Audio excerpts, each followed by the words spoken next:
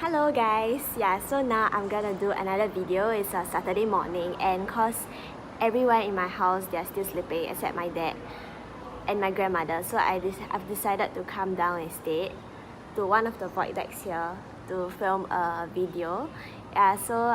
Today's video will be about suffering and how we can relate this to a character in the Bible. It's called Job, and how Job, right, he actually suffered a lot, and we can learn a lot of lessons from him. So let's take a look at Job. Okay, so this is like a mini notebook that I have. One of my internship colleagues, she gave me this before we left from our internship. Actually initially I was like, I don't think, like in my mind I was thinking, I don't think I need this like notebook because I don't really write down things or like jot down notes or journal even. But now I can see that it's becoming very useful. Okay, so I've taken some notes down here, and I'll be going through with this Bible character called Job, and how we can still feel joyful and we can still rejoice even amidst our suffering. Okay? Yeah. Okay, let's get comfortable. You can like eat your breakfast or like eat your dinner or lunch with it, or short break. Okay, let's study the life of Job. Okay, so he was actually a blameless man. He's a man full of integrity. He feared God, he loved God, and amidst all this, he's also a very rich man. So he owned a lot of animals. Like what he owned? He owns sheep, camels, oxen, and female donkeys, and he had 7 sons and 3 daughters. If we calculate his net worth, it will be like I think I just did a research. It was about 20,008,000. So about 30 million in total.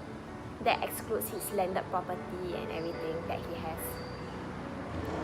After that, right, Satan approached God and said, God, why not you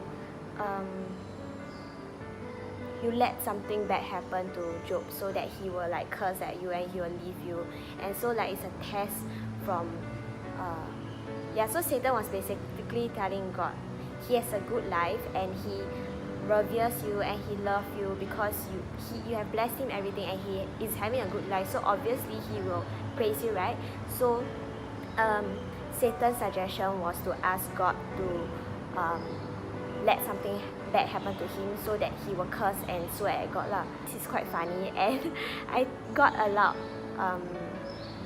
Satan to do as he wanted lah. So he said, yes, you can go ahead to harm Job.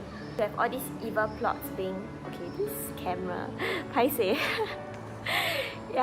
Okay, so like you can have all these evil plots, all these bad things can happen, but you cannot hurt Job, you cannot kill him lah, basically. And it's cited by this verse. God allowed Satan to do whatever he wants with everything Job possessed, but instructed him not to harm him physically, which means to not kill him. That is in Job 1 verse 12. So in the following verse, right, from 13 to 19, we can see how Job lost everything. So he lost everything within a chapter lah, basically, or maybe 13, 14, 15, 16, something. He lost everything within like 6 verses. His camels were stolen, his servants were killed, ships were burned, his family were killed because of a very strong wind. And his house, everything was destroyed lah. And what was Job's response? So this is like very interesting, because when Job heard the news from his servants, like one by one of like his servants like came to him and told him like, there's a strong wind that killed all your family and I'm the only one left. So that's what he told Job. The servants told Job. So what was his response afterwards was, he then got up, he tore his robe, shaved his head, and grieved, then he worshipped. So from here we can infer how Job surrendered everything to God and how he experienced these emotions. We can see how he actually worship God and how he turned to God instead of blaming God. Yeah, so in an instance, he literally lost everything. I think it happened within a day where he lost his wealth, his possessions, he lost his family, he lost everything lah. Okay? And after he lost everything, the next thing he said was, this was the thing he said, the Lord gave these things to me, and he has taken away. Praise the name of the Lord. In all this, Job did not sin or blame God. Yeah, so it says, in all this, Job did not sin or blame God. So it shows how much he's still a righteous man, and how he does not blame God for his suffering, and how he's just like you and me. He experienced the pain, he experienced the hurt, and that's why in the previous verse that I cited, he grieved, he tore his robe and he shaved his head. He grieved and he worshipped. And how Job said that God gave these things to me and he has taken away. In one of the verses, he also told his wife, who was like saying, oh, you should just curse God and die, instead of like still worshipping him. Why are you still worshipping him since he has like taken everything from you and like you are suffering? So he said, God gave these things to me and he has taken away. So he's saying how he have taken the good things, he have taken all these blessings from God, and how God has every right to take this back lah, because everything belongs to God. The Bible said how Satan wanted Job to curse God and wanted Job to leave God, right? But Job obviously proved Satan wrong, right? Yeah, so Satan, he approached God again and he wanted to plot another evil thing. God said, okay, go ahead, but please do not take away his life, do not kill him. Yeah, because Satan said, okay, but reach out your hand and destroy his flesh and bones, and he will curse at your face. So he was very confident. He was saying, okay, if you make him physically ill, he's gonna like curse at you and he's gonna like leave you and he's not gonna worship this God anymore. Yeah, so God said, yeah, he allowed Satan to do his work, but he said the second time not to take Job's life away in Job 2 verse 6. Yeah, so after that, Satan proceeded, and Job started to feel like painful sores all over his head, from his head to the soles of his feet, and he was still grieving. It was so painful and it was so like sore that he took a piece of pottery to scrape his skin because it was so painful. You can see from this story that it's not getting any better, like it's getting worse and worse. Like he already lost everything and it's not like bad enough, and he still lost his health. He was so bad, in bad shape basically. And so the wife's response, as I was saying earlier, the wife said in Job 2 verse 9, curse God and die. But Job said, should we accept only the good things from God and never anything bad? Yeah, so he was still blameless before God, and he was still saying how God has given us everything, this house, this possession, this wealth, a happy family, and who are we to say that God is bad when he has given me all these things and now he has taken it back? And Job did not sin nonetheless. Yeah, he was still righteous in God's sight and he was still blameless. Yeah, and from this we cannot deny Job's sadness and agony. He was like so sad. Obviously, if you lost like everything, like your HDB or your condo, and like your studies, you failed your tests, exams, and how you lost all the relationships in your life and everything. Yeah, he even said how he was so sad that he said this in Job 6 verse 2. His suffering cannot be weighed. Yeah, so my suffering cannot be weighed and my misery cannot be put on scale. So he's saying how it's so sad. His misery cannot be measured based on a scale, based on a number. And how his sadness is heavier than the sands of sea. So you can imagine, it's really like he's using metaphors to describe. It's heavier than sand of seas. Yeah, and if that's not bad enough, 3 of his friends tried to comfort him. So in life we have friends who try to comfort us, but instead they might accuse us, or they might not say words of encouragement when you are even at your downtime. So that is what Job's friend did to him. They attempted to comfort Job, but instead they blame Job for sinning, because his friends thought that, okay, God gave you all this all these bad things that happen, it was because you are being disobedient to God and you're not being you didn't follow God's word. That's why God sent such a bad storm in your life, how you have to go through so much trial because you are a bad person, because you disobeyed God. But in this story, we can see how Job was a righteous man and how Job was so faithful to God. Even Satan tried to defeat him, even though all these trials come into his life, but he still was faithful to God. He still worshipped God and he still praised God amidst all his suffering. And his friends were not helping because his friends were like accusing him and said like, repent, or God must have given you all this suffering because of your sin, because you have wronged him, etc. But Job did not do that, and this is a perfect example of how even the innocent can suffer. How maybe you are thinking like, oh, my life is, I've been serving God, I've been loving God, and a good person, and why bad things still happen to me? And why do bad things happen? Because he wants to grow us and he wants to test our faithfulness. Yeah, so Job at this point, he was very depressed because even his friends were nice to him and they were very mean to him. So he said, my spirit is broken. The days of my life are almost gone. The grave is waiting for me. Those who laugh at me surround me. I watch them insult me. Job 17:1-2.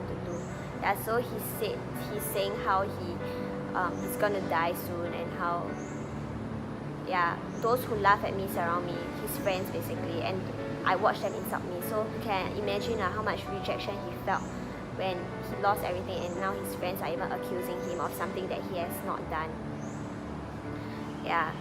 So he was basically, his spirit was broken and he was really, really depressed. I'm thinking he suffers like severe depression because of this. But God uses our suffering and God uses everything that we have, the trials and tribulations in life, to actually grow us, and so that we'll be able to be more like him. And after all these trials, after all these things that happen, we're able to glorify him and tell our friends, tell people that my God has saved me and my God has brought me through out of these trials, and what are some of these lessons learned. We can see how our suffering produces character, and it says in Romans 5:3-5, we should have joy in troubles. That means even in our troubles, even in our trials, we still have joy. I know it's very difficult, and how sometimes I find it difficult, but excuse me, it says in the Bible how we should have joy when we have trouble, and when we are undergoing troubles, tribulations, suffering, we will produce perseverance. And this perseverance / patience / waiting, because to develop this patience, you have to wait. And this waiting process is usually very difficult, and it's usually very it's very difficult because you will feel that God is silent and you'll feel that he isn't there. But feelings are just very fleeting, and how feelings, we cannot really rely on feelings, because more often than not our feelings are not always correct. We have to obey even though our feelings tell us that God is not there, or he doesn't care about me, or that he has forsaken me. But in the word it says that God will never leave you nor forsake you, and he loves you with an everlasting love, and all you have to do is to call, to seek for him, draw closer to him, and he will draw closer to you. And these silent moments are the toughest moments. Also shows how even in the tough moments, all the more we have to be dependent on God, and all the more we have to rely on him, because without him we cannot do anything. Patience will produce character. So after all this season of waiting, and how in these trials we're able to produce character. And what does this character mean? It means how we are to be an image of God, how our character produces hope. So this hope will never disappoint. Hold on to us, and this hope we are able to see this glory that can be revealed. A lot of moments is during the hard times that we learn the most, and that these trials, it will turn into testimonies, so that it will be shared to other people, and how other people are able to see God's light in you, and how that you are now a stronger person, that you are able to impact more lives. So, in the end, Job was restored. It was good because God blessed him everything that he had in double portion. His worth was about 30 million. And now God has blessed him even more, twice as much as he did earlier. It's double, right? It will be $500 million. And $500 million is a lot. In that time, it's a lot. Yeah, and yeah, the Lord blessed him with another 7 more sons and 3 daughters. And yeah, God allowed him to live 140 years, 440 years old. Yeah, so he had children, grandchildren, great-grandchildren, and great-great-grandchildren. So I believe that he allowed Job to live for so long because he wanted Job to be the mouthpiece to spread this good news to other people, how he want Job to testify for him of his greatness, how even though he has lost everything, but God now has restored him and has given him more than he can ever ask or imagine. Yeah, so I think he'll be telling his grandchildren like, oh, God did this, and like he's so amazing, and how he's really the one who brings people to know God. Many a times we cannot understand why are we suffering or like God's will for our life. Remember that everything that go through, God has a purpose. Even though we are not able to see the ending, we are not able to see the ending now, but you see, we are like in this circle, right? And this is like our journey. So actually I drew, let me show you. Yeah, so you can see here. I don't know whether you can see or not. So this is like our good life, and this is the part where we experience all the different trials, the tribulations, and life is always like a roller coaster, like go ups and down. So this is the part where we experience a lot of trial. This is where Job experienced like the worst trial lah. After that, you might not see the ending. So at this point, you're just like, oh my gosh, like I'm suffering so much. Yeah, but you can't see the ending, which is the flowers, which is how God has restored everything. See this one, right? One flower, but I drew like many other flowers because it shows of God's goodness, how faithful He is to Job and to us, and that He will bless us with double portion and more than we can ever ask or imagine. Yeah, and even though Job did not know that this double portion is happening, but he was still so faithful. He still worshiped God. He still praised Him even though he lost everything. He said, praise be to the Lord. He has given this to me and He's taken away, but I praise you, Lord. Yeah. So that's something that we can learn, how we love Him not because of what He blesses us with, but we love Him because of what God has done for us in our lives thus far. And there's this verse in the Bible that says we have to be joyful in every circumstances and give thanks to Him because this is God's will for us in our lives. So let us always remember that in everything that you go through, remember to cling on to God and to continue to give thanks, because a heart of gratitude is always very important. How we can always like go on complaining like, God, why is this happening to me, or like I wish I was better off, I wish I was not this or that. But choosing to see from another's perspective, choosing to see from a place of gratitude, what can I learn from this trial? Or that even though we are unable to see the full picture, we have to keep trusting in God, knowing that His ways are higher than our ways, and our finite minds are able to comprehend His infinite ways. It says how in 1 Peter 2 verse 21, for God called you to do good, and even if it means suffering, just as Christ suffered for you. He is your example and you must follow His footsteps. Yeah, so how we are ambassadors of Christ, how we are created in His image, and now we are called to follow Him just as He has done everything for us on the cross, and all we have to do now is to embrace what we currently have and follow His footsteps, even as He has given His life to us. Okay, I think that's it. Yeah, God bless. Hope you are having a wonderful Saturday. It's a Saturday today. Yeah, and I think I'm gonna go up now to have my dinner. My breakfast I mean.